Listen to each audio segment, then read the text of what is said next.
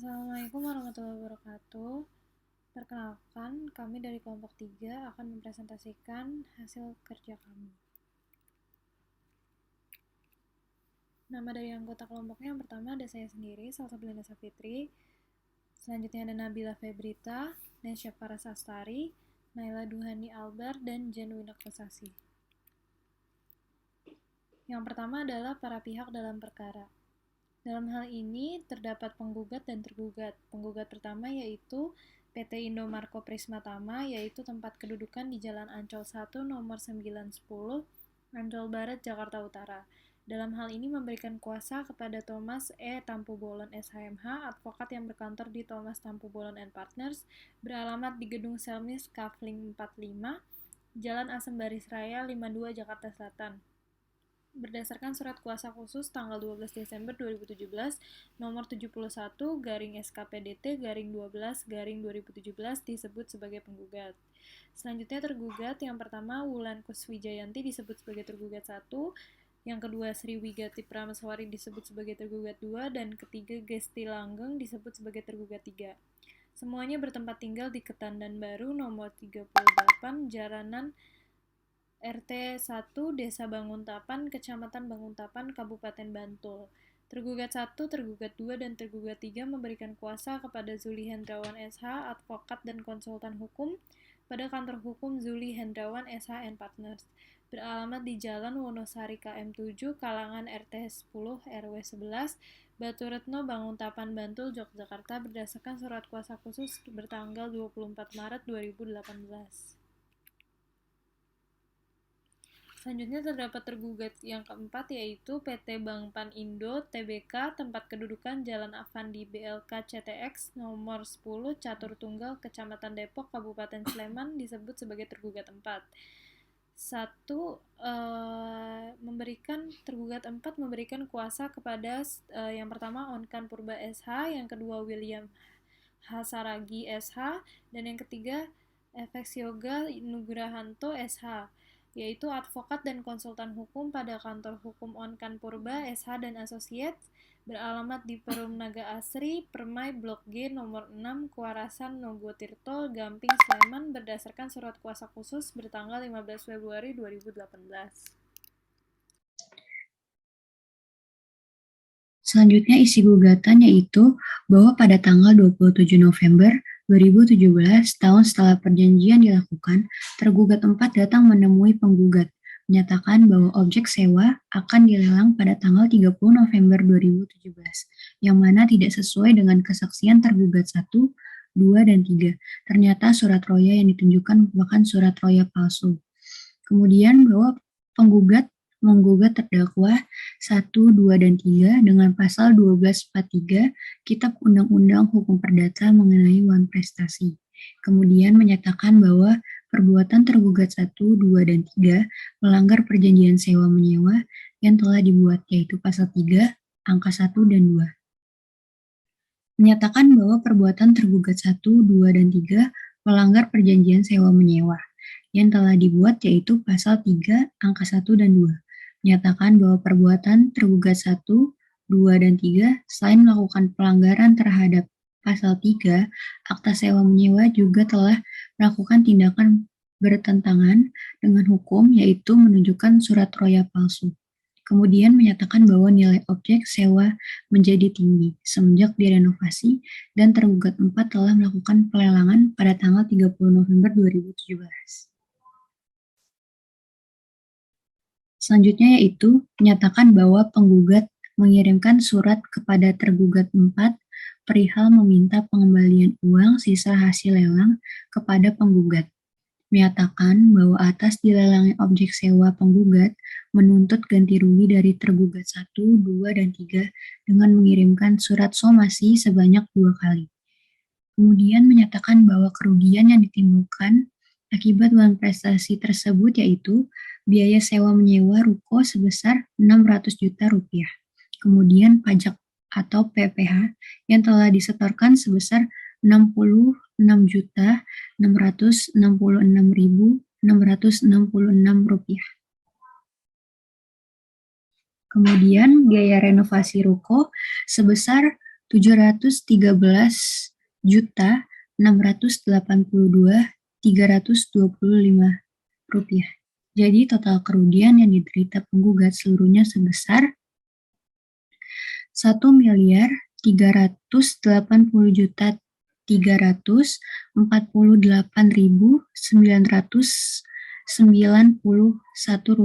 ditambah bunga 2% per bulan semenjak tanggal 5 Februari 2018. Kemudian kerugian imaterial yaitu sebesar Rp10 miliar.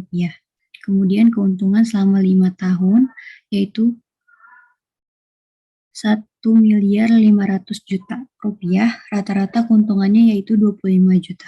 Menyatakan bahwa agar gugatan tidak sia-sia, maka harta benda milik tergugat 1, 2, dan 3 diletakkan sita jaminan atas tanah dan bangunan yang terletak di Ketandan Baru nomor 38, Jaranan RT 001 Desa Bangutapan, Kecamatan Bangutapan, Kabupaten Bantul. Menyatakan bahwa gugatan ini sudah didukung oleh bukti otentik yang sesuai dengan pasal 180 ayat 1 HIR Junto SEMA RI nomor 3 tahun 2000 dan nomor 4 tahun 2001.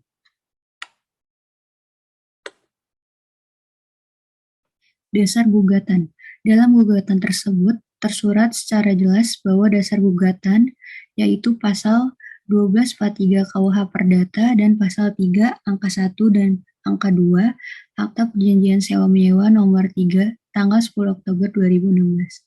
Selanjutnya akan dilanjutkan oleh teman saya. Berikutnya adalah isi dari gugatan. Biaya renovasi ruko sebesar Rp713.680.325.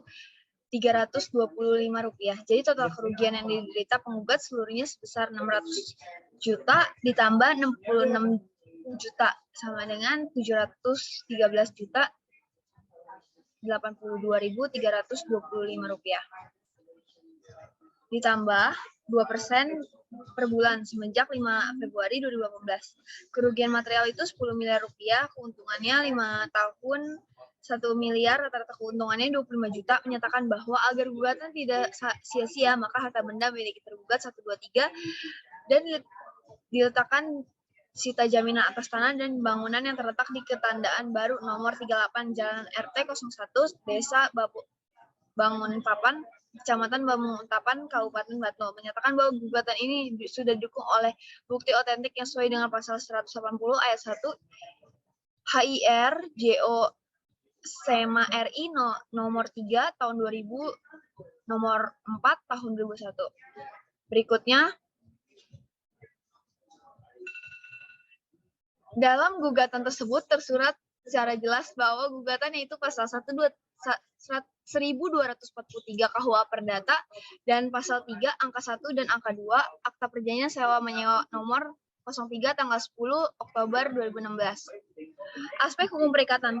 Pertama, perikatan itu adalah suatu hubungan hukum mengenai kekayaan harta benda antara dua orang atau lebih yang melahirkan hak dan kewajiban menuntut suatu barang, pihak yang berhak disebut kreditur dan pihak yang berkewajiban disebut debitur.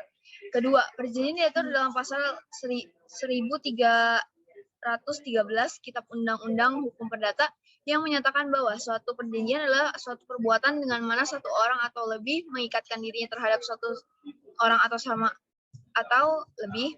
Ketiga, wan prestasi adalah istilah untuk tindakan salah satu pihak yang terkait di suatu perjanjian, tapi tidak melakukan kewajiban sesuai dengan perjanjian awal. Wan prestasi diatur dalam pasal 1243 Kitab Undang-Undang Hukum Perdata, KUH Perdata yang berbunyi penggantian biaya rugi dan bunga karena tidak dipenuhinya suatu perikatan baru mulai diwajibkan. Apabila si berutang setelah dinyatakan lalai memenuhi perikatannya tetap melalaikan, atau jika sesuatu yang harus diberikan atau dibuatnya hanya dapat diberikan atau dibuatnya hanya dapat diberikan atau dibuat dalam tengah waktu yang telah dilampaukannya. Dalam kasus PT Indomarko, pasal 1243 KUH Perdata digunakan sebagai sanksi akibat terjadinya wan prestasi. Pengadilan Negeri menganggap bahwa perubahan gugatan yang dilakukan oleh penggugat sudah sesuai dengan pasal 127 RVJ Junto Pedoman Mahkamah Agung tentang teknis administrasi dan teknis peradilan perdata umum. Yang kedua, akibat perubahan gugatan sudah sah, maka error in persona terhadap tergugat 1, 2, dan 3 sudah sah. Selanjutnya, error in persona terhadap tergugat 4 diterima karena penggugat menarik tergugat 4, padahal bukan orang yang menandatangani perjanjian dianggap keliru. Yang ketiga, menganggap bahwa eksepsi poin 2 sudah diterima, maka eksepsi poin 3 mengenai gugatan prematur tidak perlu dipertimbangkan. Yang keempat, menganggap bahwa eksepsi tidak jelas dan tidak sah harus ditolak karena pihak penerima kuasa bertindak sendiri atau bersama-sama bukanlah hal yang krusial. Yang pertama, akibat eksepsi error in persona diterima, maka eksepsi menerima gugatan penggugat kabur tidak perlu dipertimbangkan. Yang kedua, akibat eksepsi error in persona diterima, maka gugatan penggugat untuk tergugat 4 mengembalikan uang sisa hasil lelang ditolak. Yang ketiga, akibat eksepsi tergugat diterima, maka gugatan penggugat tidak perlu dipertimbangkan dan ditolak. Yang keempat, akibat gugatan konvensi tidak diterima, maka gugatan rekonvensi juga tidak diterima. Yang kelima, menolak gugatan penggugat dan menghukum penggugat untuk membayar seluruh biaya perkara. Pengadilan Tinggi, dalam putusan Pengadilan Tinggi Yogyakarta nomor 127/PDT/2018/PT Hakim memutuskan bahwa Hakim mengabulkan gugatan penggugat secara keseluruhan, menyatakan tergugat 1, 2, dan 3 telah melakukan one prestasi, menghukum tergugat 1, 2, dan 3 untuk membayar kerugian material maupun imaterial sebesar Rp1.380.348.991 ditambah bunga 2% sejak didaftarkannya kasus ini ke Pengadilan Negeri Bantul dan Rp10 miliar serta menghukum tergugat 1, 2, dan 3 untuk membayar kerugian keuntungan yang harusnya didapatkan oleh penggugat selama 5 tahun sebesar Rp1.100.000.000 serta menghukum tergugat 4 dengan tidak menyerahkan uang sisa hasil lelang kepada tergugat 1, 2, dan 3, melainkan kepada penggugat. Terakhir, Hakim memutuskan untuk menolak gugatan rekonvensi yang diajukan oleh tergugat 4 dan menghukum tergugat 1, 2, dan 3, dan 4 untuk membayar seluruh biaya perkara baik di Pengadilan Negeri maupun Pengadilan Tinggi. Dengan diterima dan diputusnya pengajuan kasasi pada tingkat Pengadilan Tinggi, maka putusan Pengadilan Negeri Bantul nomor 89/PDTG/2017 PN BTL dibatalkan secara keseluruhan. Di tingkat Mahkamah Agung, yang pertama, Mahkamah Agung menganggap Pengadilan Negeri Bantul dan Pengadilan Tinggi Yogyakarta mengesampingkan isi perjanjian sewa-menyewa antara penggugat dan tergugat. Yang kedua, menganggap bahwa tergugat 1, 2, dan 3 sudah menjanjikan untuk menjamin dan melindungi hak dari penyewa, yaitu penggugat, apabila terjadi peralihan hak atas objek sewa belum berakhir masa perjanjian sewa-menyewa, maka tergugat akan mengembalikan uang sewa penggugat.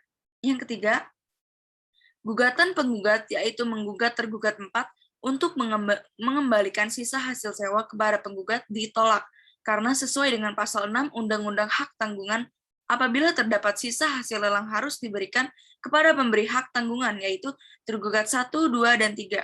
Yang keempat, menimbang berdasarkan pertimbangan di atas, maka terdapat cukup bukti dan alasan yang sah untuk mengabulkan permintaan dan permohonan kasasi PT Indomarko Prismatama serta membatalkan putusan Pengadilan Tinggi Yogyakarta nomor 127/PDT/2018/PT YKK yang membatalkan putusan Pengadilan Negeri Bantul nomor 89/PDT-G/2017/PN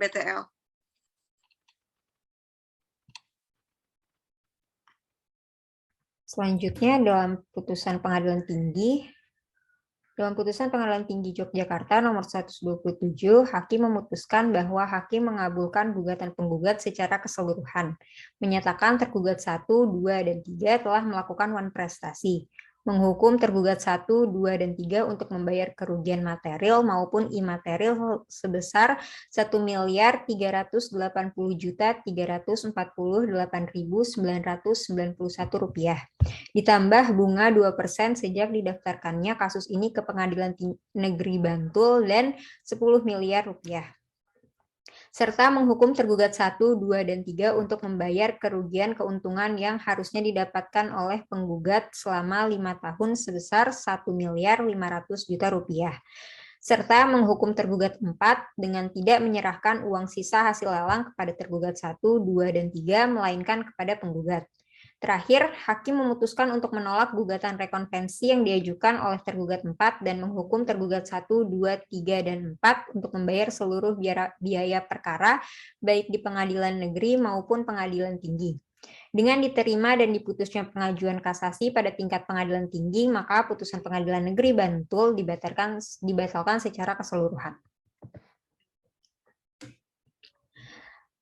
Mahkamah Agung 1. Mahkamah Agung menganggap Pengadilan Negeri Bantul dan Pengadilan Tinggi Yogyakarta mengesampingkan isi perjanjian sewa-menyewa antara penggugat dan tergugat.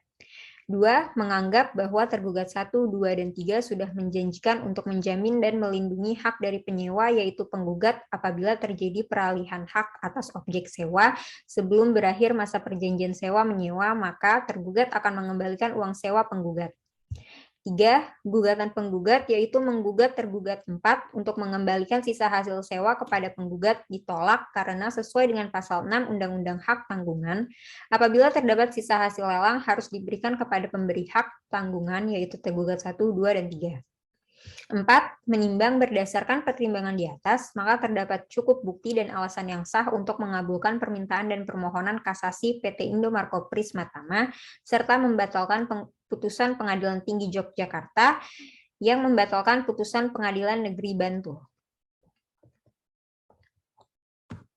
Selanjutnya, dalam suatu perjanjian seperti sewa-menyewa, terkadang dapat ditemui suatu hal kelalaian salah satu pihak dalam melaksanakan perjanjian kontrak, yaitu ialah wan prestasi. Wan prestasi merupakan pelaksanaan kewajiban yang tidak tepat pelaksanaannya atau tidak dilakukan menurut selayaknya. Seseorang dapat dinyatakan bersalah dan dapat diminta pertanggungjawabannya sesuai dengan data-data, fakta, dan bukti-bukti yang ada yang memenuhi unsur-unsur dalam proses peradilan. Menurut kami, pengadilan tingkat kasasi telah memberikan keputusan yang paling menguntungkan bagi kedua pihak.